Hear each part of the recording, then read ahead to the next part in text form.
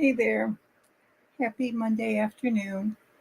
Um, I'm sorry I'm late. I was fighting with my camera because I felt it was crooked. So I kept moving it around, and it's even worse than it was before. So I feel like I should be sitting like this with my neck cranked over so that I look right side up, but you're just going to have to deal with it, right? Because I can't do anything more about it. Okay, what we're going to talk about today, I'm going to share my screen. I don't know if I can.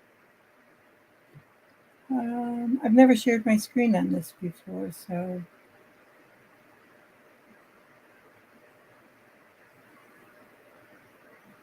let's see.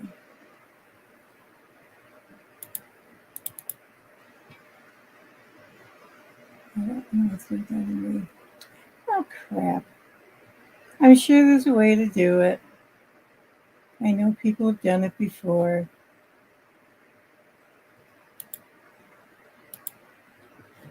It's there. Let's shift. Nope. All right. Well, I wanted to share the, I guess it's a meme that I saw today that triggered me into doing this particular live. It states 5 things to quit: trying to please everyone, fearing change, living in the past, putting yourself down, and overthinking. And I think as I overthink, I realize there's not a period. There's a period at the end of every other one except for overthinking. That's, yeah, I overthink things. I want things to be perfect. But, I mean, this applies to pretty much everyone, but especially to us widowed persons. We try to please everyone by letting them have a say in our lives, letting them have a say in the funeral, letting them have a say in what they want of his. And we try to keep everybody happy. And when all those things, when we go through those in the very beginning, it's just easier to let everybody help make those decisions. It's just, you're so numb. You're so like the walking catatonic, right? It's, you just want the time to be over and things, you're waiting for things to get back to normal. Well, they weren't. They'll never be normal again, right? And we don't want to face that. So trying to please everyone, I'd like to tell you not to, but in the very beginning, when it's the most important, you're not going to be listening to me anyway. But if I had one thing to tell every new widow or widower, it is, don't try to please everyone. Please yourself and please your late person or your person who died. What would they want? And if it's not in line with what you want, then go with what you want, because they're not here. They don't get a say in it anymore, right? My husband didn't want military honors because he was very politically opinionated, and he didn't like the way the country was going, and he didn't, you know, he he just didn't like the country. He didn't have the patriotism that he used to have when he was in the Navy and up to probably about 5-10 years before he died. But anyway, so he had told me multiple times he didn't want military honors. Guess what? He had military honors with the flag, with the bugle playing taps, which I think there wasn't a dry eye in the house after that. And so I wanted them for him. And I knew that he deserved them. He deserved it. And that a lot of what he said, he felt he wasn't really that. It was brought up by other things in his life, his work situation and such. So, yeah, don't try to please everyone, please. See, I said please. Don't fear, well, fearing change. I mean, I can't really tell you not to, because this is the biggest change you will ever make in your that will ever happen to you in your entire life. Yeah, having a baby is a big change, but it's a good change. It's a happy change. Getting married, that's a huge change. I went from my father's house to my husband's house. It wasn't really, we rented an apartment, but you know what I mean. That was a huge change for me, but it was a good change and it was a happy change. This change is not a good change and it's not a happy change and it deserves to be feared.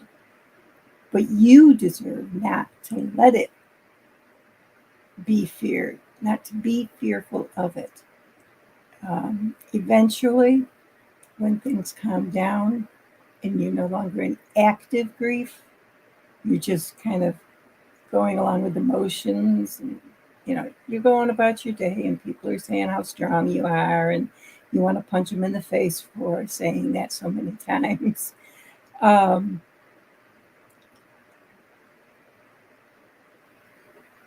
you're ready, I think, to embrace change. Not the change that your spouse isn't with you anymore, but the change that you can reinvent yourself now.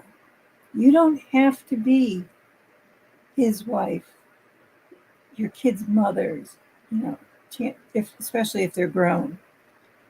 You don't have to label yourself according to your marital status. You can be whoever and however you want to be. Find yourself again and embrace that change instead of fearing it. Yes, you have to do it alone. If you're really lucky, you've got some good friends that will be by your side throughout the whole thing. But some of those friends will fall away because she's changed. Oh, I don't know if I want to spend time with her anymore. She's different. Well, maybe because you're being you for the first time in your life. And you're not being what everybody expects out of you. And that's wonderful. It's a good thing. You'll make new friends. The old Girl Scout song, make new friends, but keep the old. One is silver, but the other is gold.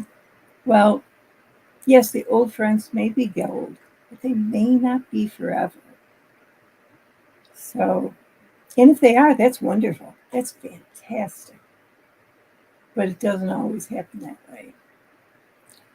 Living in the past.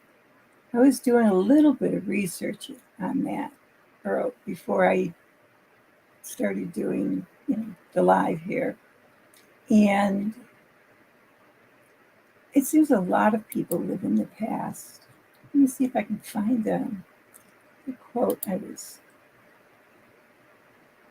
Okay, living in the past is a problem because it robs you of the opportunity to enjoy the present. Not enjoying the present, if you aren't happy where you are, living in the past won't help.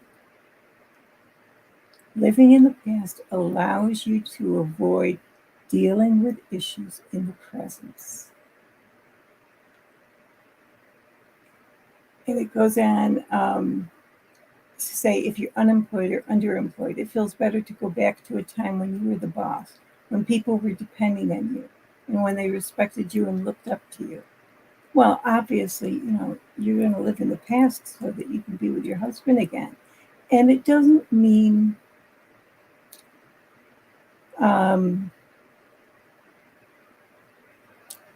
you're doing things and acting, like so obvious that people can tell that you're living in the past. It's you become that person who always talks about, okay, your husband probably had, or you, whatever, had some football buddies, or high school buddies, and they always talked about, you know, things they got into and troubles they got into or football plays. But then they, kind of leave that behind and start talking about other things. Don't be the person that still talks about the old times all the time. The old times are fine once in a while, but it doesn't, it's not pertinent to right now. Your friends and family are going to be pulling away from you. It's like, oh no, I don't want to talk to him. He only knows how to talk about, you know, or, oh, she's so depressing. All she talks about is the funeral, things like that. And I laugh, but it's not funny. You don't want to be that person. Here's some ways you can find out if you're living in the past. Is there one particular period from the past that you find yourself clinging to? Well, it's probably any time when your loved one was alive, right? But you may go back to one particular time, one particular place. For me, it was riding in the car, going nowhere, just driving.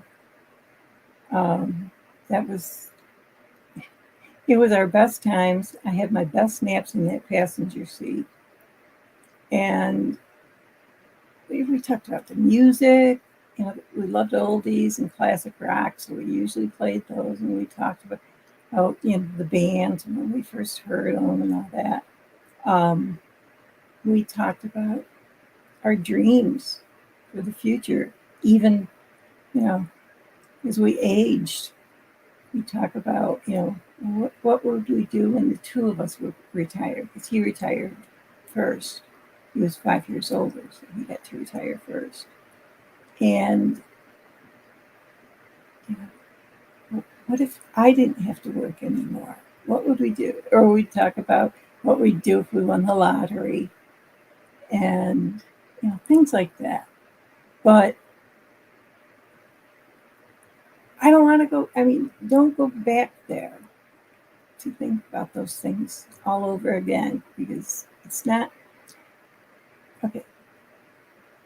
The next question kind of states my point. Do you feel that you will never reach that level of happiness or status or satisfaction or acceptance again? Maybe you felt more accepted as a couple. Maybe you felt more accepted because he or she was somebody important, and you were accepted because you were affiliated with that person. That was, he may have had this higher status, or as a couple, you were that power couple, and of happiness. I think you feel that you'll never reach that level of happiness again, and you will if you let yourself. Believe me, you can. It doesn't have to be with a new person in your life. It can just be because you know who you are and you know what you're supposed to be doing in your life, and you're doing it. Are you frustrated with where you are in your current life, or currently in your life? And you are frustrated with it.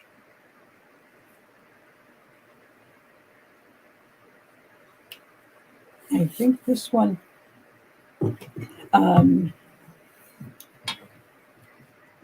affects quite a few of the widows. Are you fearful of the future? You had it all planned out with your guy, right? You knew what it was going to be. You could see it in your mind's eye. And now he's gone, and you're afraid of doing the things you talked about alone. You don't think you can. You're worried about money. You're worried about everything. You're fearful. And does thinking about the past actually make you sad? But yet you go back there time and time again. Don't, I'm not saying cut off all your memories. No, you want to keep your memories, good, the bad, the ugly, the happy, the perfect, the imperfect. Keep those memories, but realize that, but remember them for what they were. Remember them the way they were, not through rose-colored glasses. And it doesn't hurt. I mean, it's actually helpful to visit the past, but you don't want to live in it. Okay, and then putting yourself down. Well, that's just, a lot of us do it. A lot of us grew up doing it. We were taught, to be humble.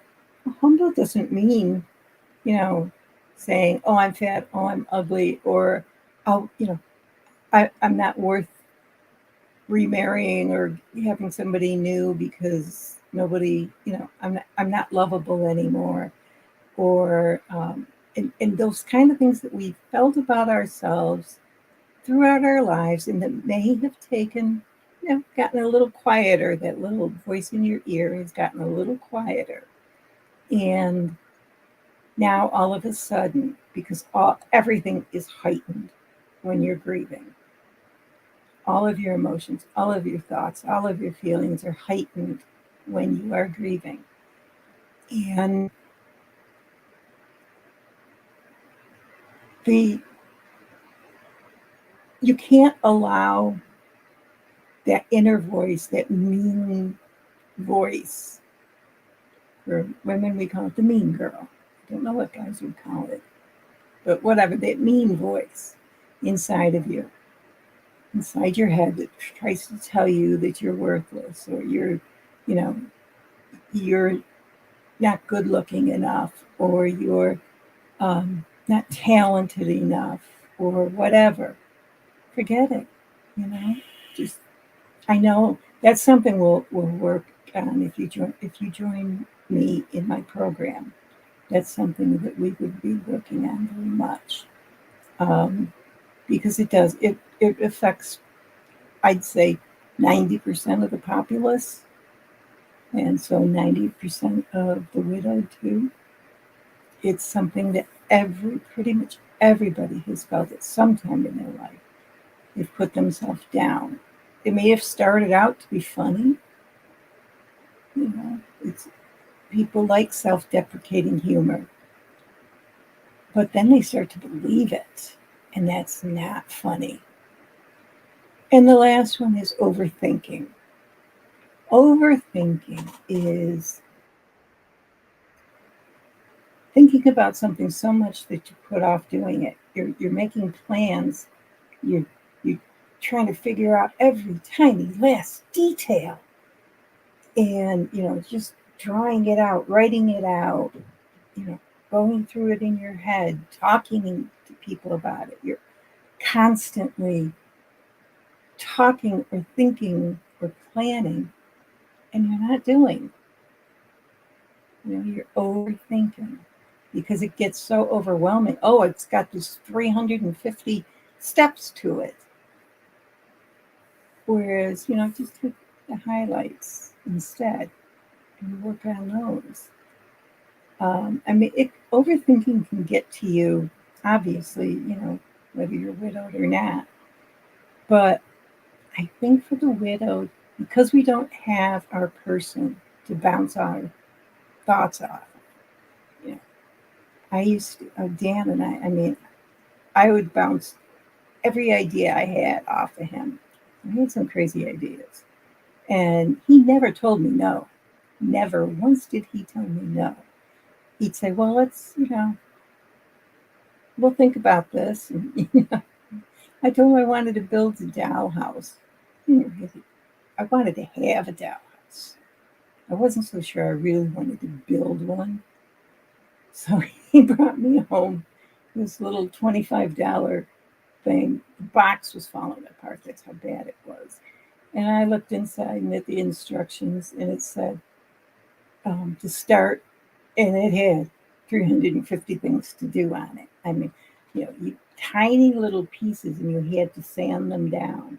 Well, if they're going to put them in the box, why weren't they sanded to begin with? I didn't even take a step past that, past reading those first few directions, and it wasn't. Yeah, it was kind of because of overthinking. The pieces were too small. There were too many steps. I'm not good enough with the fine motor skills. I thought I was going to have something with, banging nails and things like that. It was too, I overthought it. It was too overwhelming because overthinking leads to overwhelm. And then nothing gets done. Just like with the dollhouse, nothing got done. I overthought it. I became overwhelmed, and I didn't do a thing with it.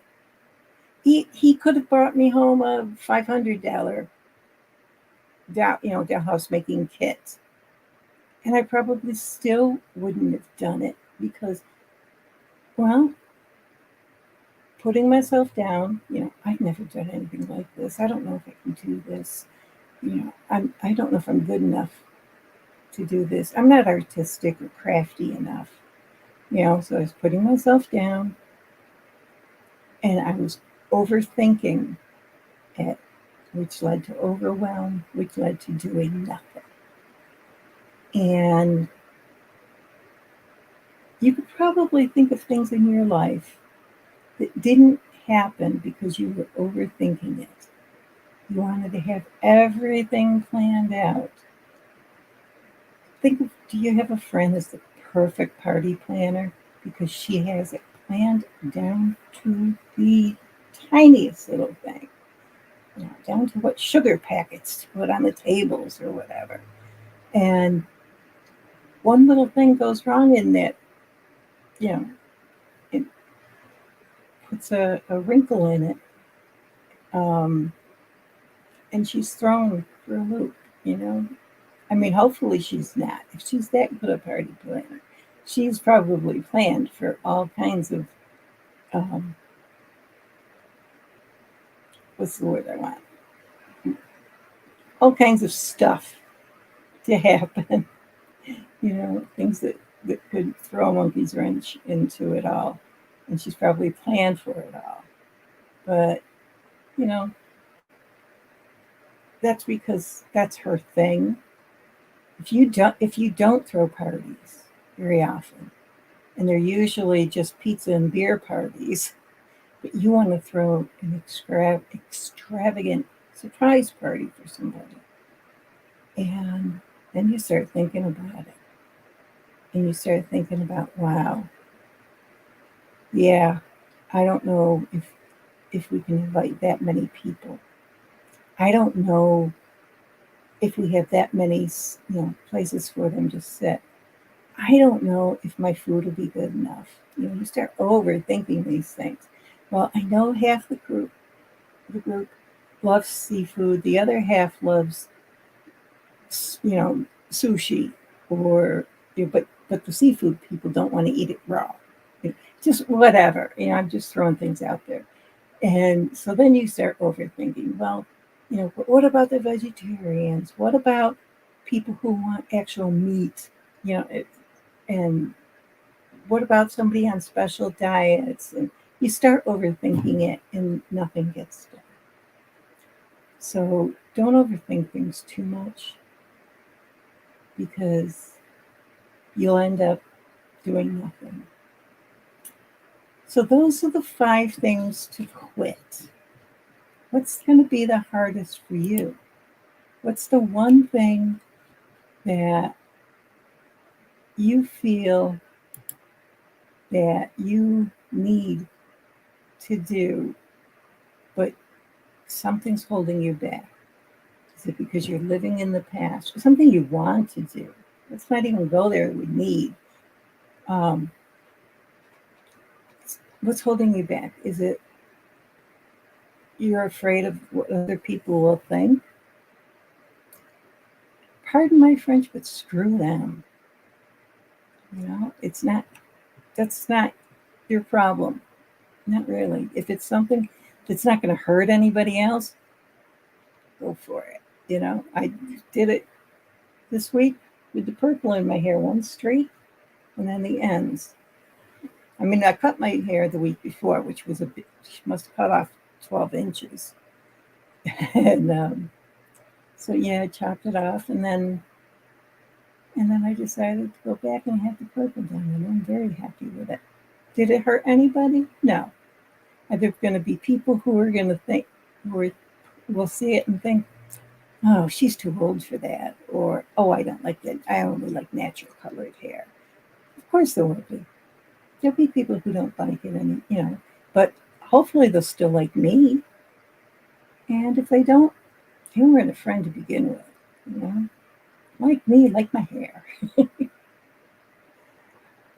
Don't let others hold you back. Don't let the fear of what others are going to say and do.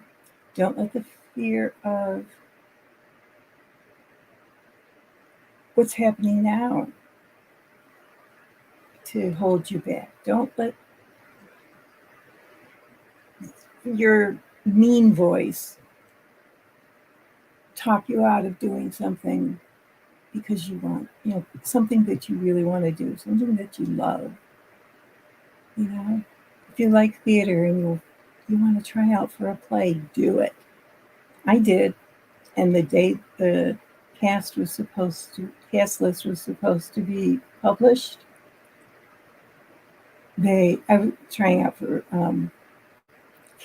Katharine Hepburn's role in On Golden Pond.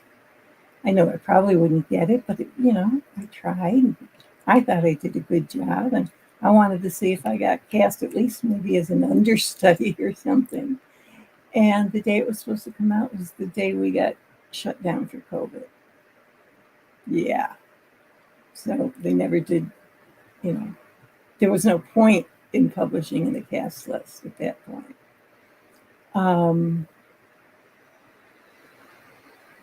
But if that's in your heart, do it. What's it going to hurt? Yeah, it might hurt your feelings a little bit if you don't get the part, but going in with the thought of, this is just something fun that I want to try, then you're not going to get hurt so much, right? And I'm going to leave you with that thought. That just go ahead and shoot for it. Shoot for the moon.